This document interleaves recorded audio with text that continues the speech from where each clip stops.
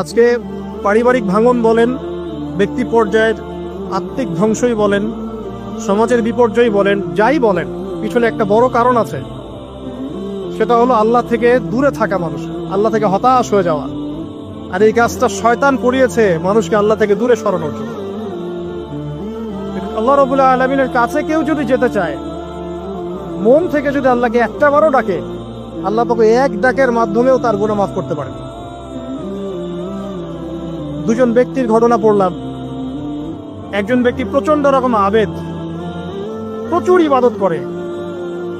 আপনারা জানেন ইবলিসও কিন্তু আবেদ ছিল, ইবলিস কিন্তু প্রচুর ইবাদত করেছে। এখন ওই ব্যক্তির একজন বন্ধু ছিল, এটা বনু ইসরাইলের ঘটনা। তো সেই বন্ধু পাপী ছিল, বিভিন্ন কবিরা গুনাহ করত।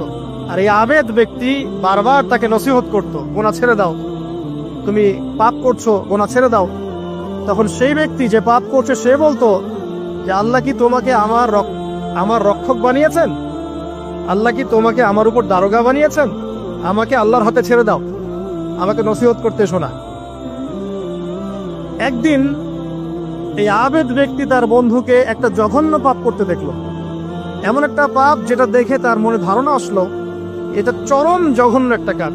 তখন সে মুখ ফসকে বলে ফেলল যে আল্লাহ তোকে আর মাফ করবে না, আল্লাহ তোকে জান্নাত দিবে না। আল্লাহ রাব্বুল আলামিন মালাকুল মউতকে এই দুজনের কাছে পাঠালেন, দুজনের রূহকে কবজ করা হলো। এবার আল্লাহ পাক তার সামনে তাদেরকে উপস্থাপন করে বললেন যে তোমাকে আমার রহমত সম্পর্কে কে গ্যারান্টি দিয়েছে যে আমি কাউকে রহমত করবো কি করব না? যাও, আমি তোমাকে জাহান্নামে পাঠালাম, ওই ব্যক্তি যে আমার রহমত প্রত্যাশা করেছে আমি তাকে জান্নাত দিয়ে দিলাম। দেখুন, এই হাদিসটা শুনলে মনে হয় বাহ্যিক হয়তো বা মুখের একটা কথার কারণেই সে জাহান্নামে চলে গেল। আসলে বিষয়টা এমন নয়। বিষয়টা আমি আপনাকে বুঝাচ্ছি। বিষয়টা হচ্ছে ইবলিসের মতো। ইবলিস কিন্তু শুধু মন থেকেই বলেনি যে খলাকতানি মিন নার ওয়া খলাকতাহু মিন তিন, আমি কেন তাকে সিজদা করব আদমকে?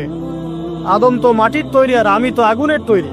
এটা ইবলিসের শুধু মৌখিক স্টেটমেন্ট ছিল না, কারণ কি ছিল? আবা ওয়াস্তাকবারা, সে উদ্ধত হয়েছিল, অহংকার প্রদর্শন করেছিল। ভিতর থেকে ইন্টারনালি সে অহংকারী ছিল, সে আন্ডারএস্টিমেট করে কথাটা বলেছে, শুধু মৌখিকভাবে বলে নাই। কিন্তু ঠিক এই ব্যক্তির ঘটনা এমনই, সে মন থেকে অহংকারী হয়ে উঠেছিল, যদিও বা সে আবেদ ছিল।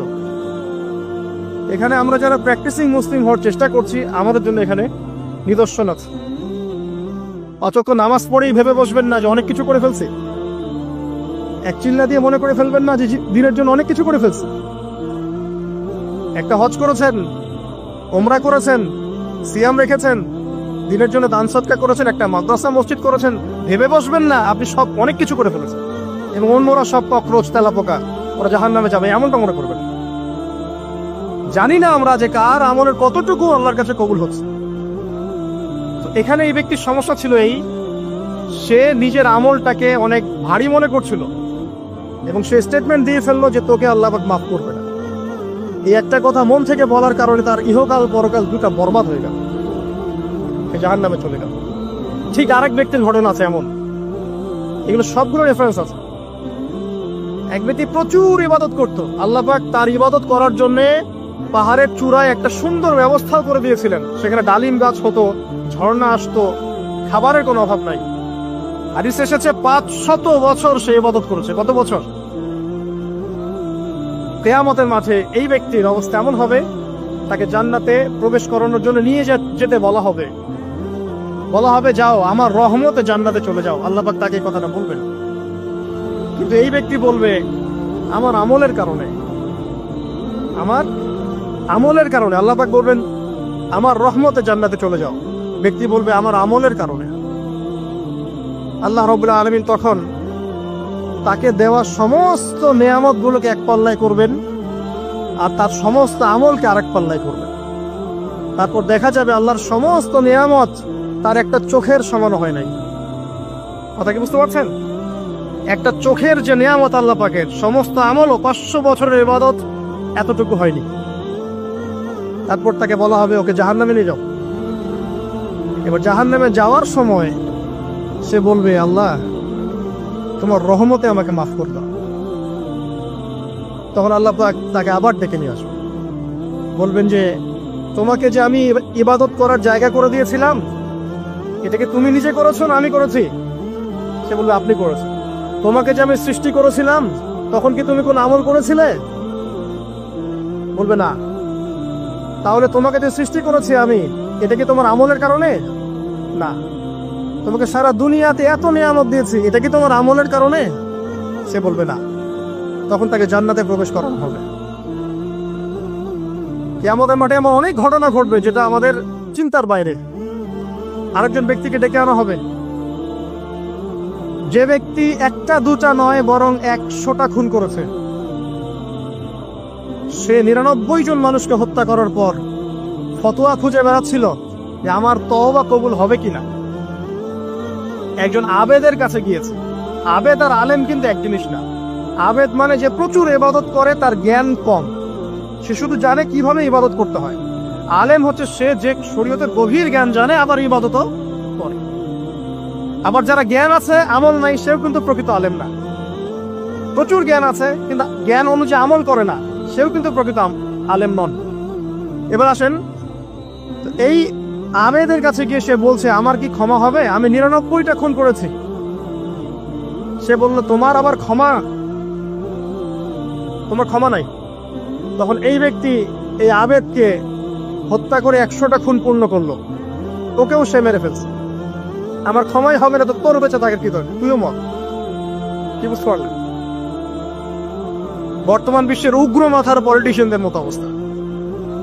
আমার দেশের সমস্যা, তোর দেশ পারমাণবিক বোম্বের উড়াই দিব, মানে এরকম একটা অবস্থা। তো আল্লাহ রাব্বুল আলামিন এই ব্যক্তির মধ্যে একটা চেতনা তৈরি করলেন যে আমাকে তওবা করতে হবে। সে তখন সার্চ করতে লাগলো আরো কোনো আলেম আছে কিনা। এরপর অনেক দূরে একজন আলেমের সন্ধান পাওয়া গেল।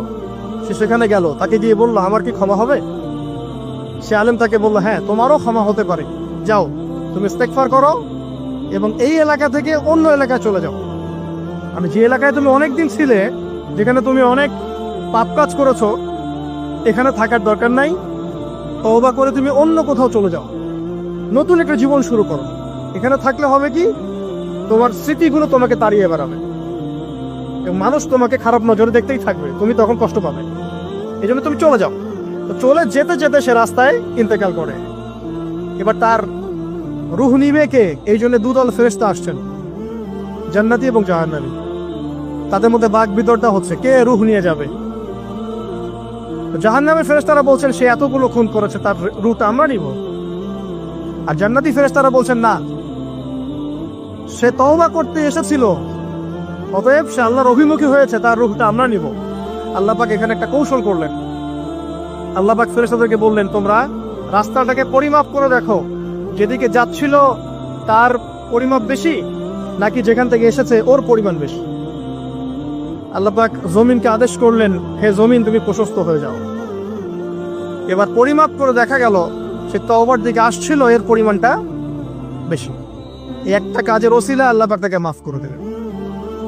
মনে রাখবেন, এটা মৌখিক বিষয় ছিল না, সে মন থেকে ভিতর থেকে কিন্তু সে আল্লাহর প্রতি অনুগত হয়েছিল। এই মনের বিষয়টা আল্লাহ ছাড়া কেউ জানে না।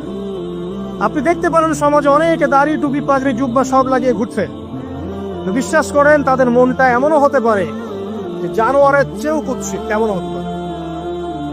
আবার আপনি দেখবেন সমাজে এমন অনেক মানুষ ঘুরছে যারা হয়তো অনেক পাপে লিপ্ত মনে হচ্ছে, কিন্তু মনের মধ্যে সততা আছে। আর যার মনের মধ্যে সততা আছে, আল্লাহ বা কোনো না কোনো দিন ইনশাআল্লাহ তাকে হেদায়েত দিবে। এটা আমরা আমাদের অভিজ্ঞতা থেকে